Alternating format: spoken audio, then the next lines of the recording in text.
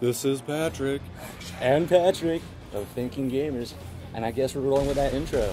Anyway, Yes. So we just wrapped up our run-through of Dead Space 3 after about a week or so, right? So, what did you think? I thought it was a little longer just because... Right, we had some I guess in a and week out. playtime. So it's kind of weird because, you know, we did do our thing without any commentary at all. So this is our first time really chatting about our experiences. And, I mean, overall, was it a scary game? You know what, now that I think about it, actually... It really was. It really... no, it was. Oh, but, it was? it was for me, but I played as Isaac, but there was like a lack of... You also played all three games. Yeah. I was Carver, and I actually came into this without actually personally playing the first two games.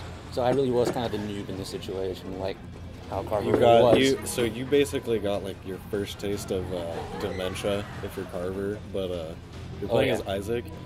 He doesn't really have dementia anymore because he conquered it, quote unquote, air quotes. Yeah, seriously. I mean, I think there was only one moment. He like conquered his dementia in Dead Space 2, so there wasn't any like hallucinations. You know, for me coming into this, I really didn't see much of the kind of atmosphere and scariness that, you know, I was used to when I was watching friends play it for Dead Space 1 and Dead Space 2. Now, as Carver, I did play through the hallucinations and all that stuff, and as you know, at the time, I was really excited the first time. I thought it was I thought it was ingenious, but when the second and third ones popped up, I just dreaded the shit out of them. The last one got me especially. I was that really one scared. Scared me because I also you actually saw it. Okay, yeah, you actually saw that one, but no. That freaked so the me second out. and third one, I was genuinely terrified because I mean the atmosphere was just really creepy. I saw things that you did not see, and my panicked state actually got you kind of worried a bit too at times because like, you see that over there? I'm like, what are you talking about? There's nothing over there. Yeah, so I believe it was the second one where we were in that elevator and then the walls started changing and I just saw his face. I lost it at that point. Like, where'd you go? You like melted. I just freaked out. Right and here. After that, I was no. I don't want to experience this anymore. You want to take the reins and lead me through this? But I mean, it was ingenious. But what sucked about it was that it got like by the second one. By the time that was done, the pattern was already established that there is no point in between these missions where it's actually scary and atmospheric. Yeah. It's only restricted to those co-op missions, which was kind of stupid in my opinion. One of the problems I had with it was that in Dead Space 1 and 2, you have that feeling of like you're by yourself throughout this whole thing. And I felt that in Dead Space 3 it would have done a lot better if there was like some parts where you get split up with your co-op partner. Exactly, right? I mean, that would have been a lot scarier. They should have taken advantage of that. And there were moments like that, like during the third hallucination mission, where we kind of had to do our own thing as a result. But, I mean, from what I understand, too, I mean, even in general, you had constant radio support from Ellie and all the other people, so you were never really alone, even if we were together co-op-wise. Yeah. So that kind of ruined it in a way as well.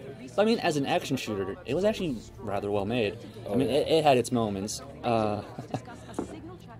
And I just thought it was brilliant in terms of, you know, have enemies come at you and the kind of in close spaces. We did have trouble at some points, primarily because we were playing primarily because we were playing on Impossible, and mistakes were made in that regard. A lot of mistakes, but not that many, thankfully.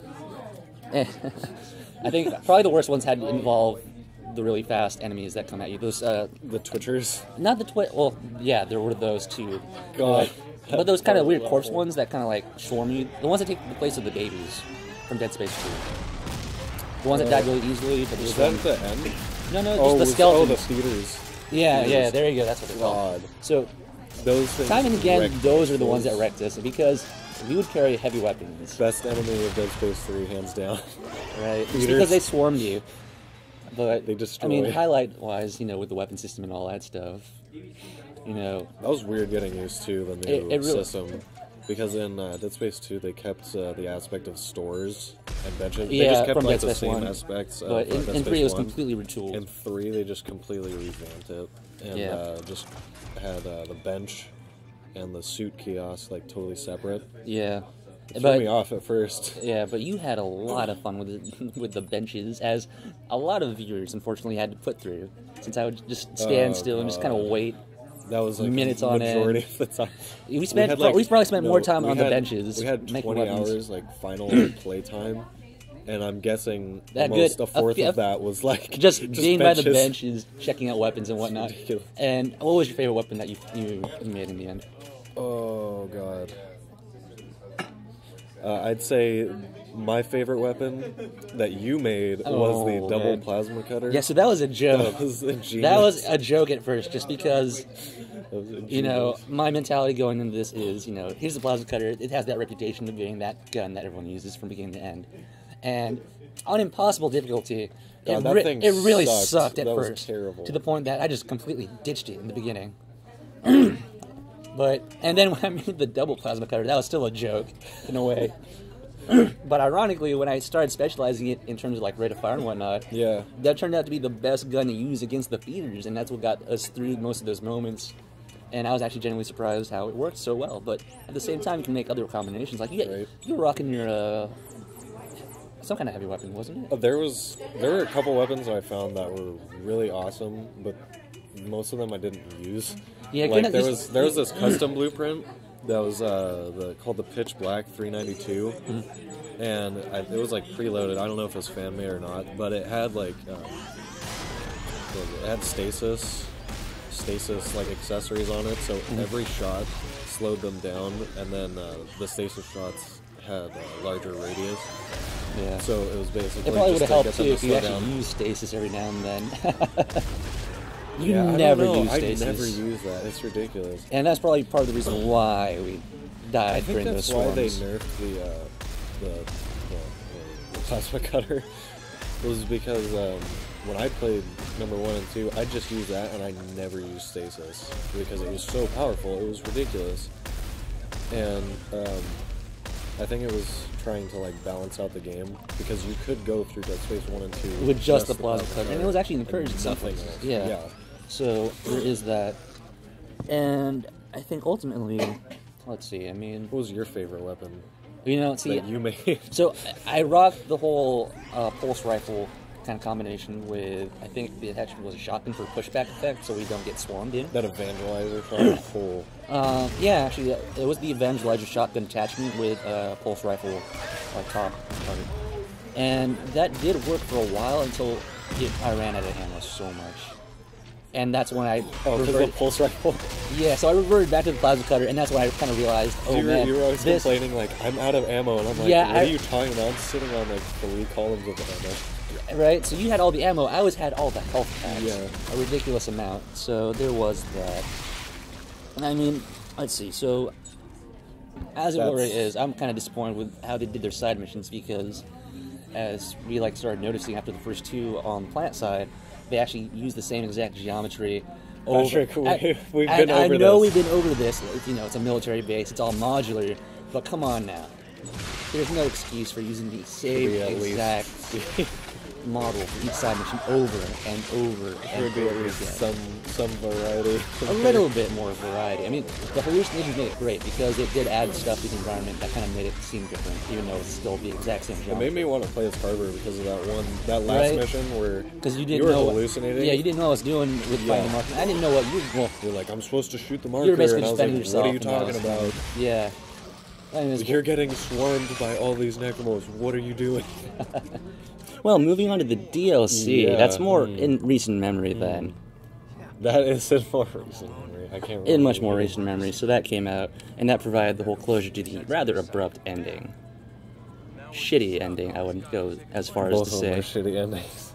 It was awful. Right? EA, what are you doing? Honestly, it was a very, very short, ridiculously short piece of DLC for $10, and it's ridiculous that it got tacked on a month after the game came out, right? I mean, just a few months. I'm pretty sure they could have included that at the end at no cost. But at the same time, it really did change the atmosphere that was just lacking in general, because both of us had hallucinations that time. The enemies were also far more. There were some jump scares, but there was more sense of dread when it came to advancing through rooms, especially because of how creepy they were. Hands everywhere. Jazz hands. Jazz hands, yes. Hands everywhere. One of the parts that I really liked, though, at the end of the DLC, was where the lights blacked out, and then you and me started attacking each other. Oh, so I got thrown off. I thought that was you at first for a while. Yeah, you're like, why are you shooting me? I was like, what are you talking about? Why are you shooting me? So I was completely lost for a bit. It was until I got a closer look at it. It really wasn't you. It was some kind of weird model of the... it was like a soldier model. Yeah. I mean... But I had the same visor color. Right. As Isaac. You. But overall, I mean... I kind of wish that, that sense of atmosphere was applied throughout the whole game, instead of what we got in the end, which was kind of really sterile. I wished for more parts where we would get separated. Yeah, that was also very far in between. I think the only time it really happened was in the main game was during the third Carver co-op mission, where we got split up between me being in mind realm or whatever. Yeah, well, there was that, and then there was also in the DLC where the lights blacked out, and then that was literally we were completely separated. Only part where we were completely separated. I wanted to see more of those. Yeah, but I mean, it's a start really in terms of the co-op system. Though, it is a start in terms of kind of giving players a more detailed look at kind of interactions and whatnot. Oh yeah.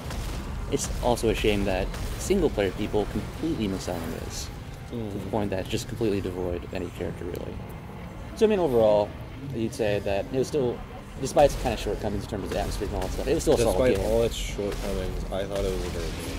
I just love the series by itself. I don't do well with scary stuff, but I just love scary stuff. I can't help it. All right, I can't stay away from it. I'm still kind of unconvinced to play solo. That's just me. But I like the fact that, it's still pretty co-op, so I'm kind of looking forward to more options like that in the future, as long as they don't cut corners. Yeah, seriously. So it looks like they tried to test out something new, and then they ended up cutting corners. Yeah, but I mean, it's kind of a stepping point, so it's a start. So let's see what goes on from there. All right, with that, I think we'll wrap up our first ever Afterthoughts segment. Be on the lookout for walkthroughs of Gears of War Judgment and Bioshock Infinite in the coming weeks, which will again be without any commentary or editing for that matter. Your support is greatly appreciated. Finally, we would also like to extend thanks to Sherry's Diner for inventing pie shakes. Pie shakes, an incredibly unhealthy yet incredibly delicious pie-based milkshake. I really love the fact that I really got to take advantage of you checking things out for me. I'm not gonna lie. I don't know if you've seen where I've been, but every time things pop up like that Necro Norton that just popped out of nowhere, and I was doing my own thing. You saw him, and all I can think of is, all right, I got your back. Right? What you don't realize is that I was literally yards away from you, thinking this ain't right. This isn't gonna turn out well. And there were other moments where I would always have your back, but I'd be several feet away from you. Making sure that you can make a run for the door fastest. Oh man, you have no idea.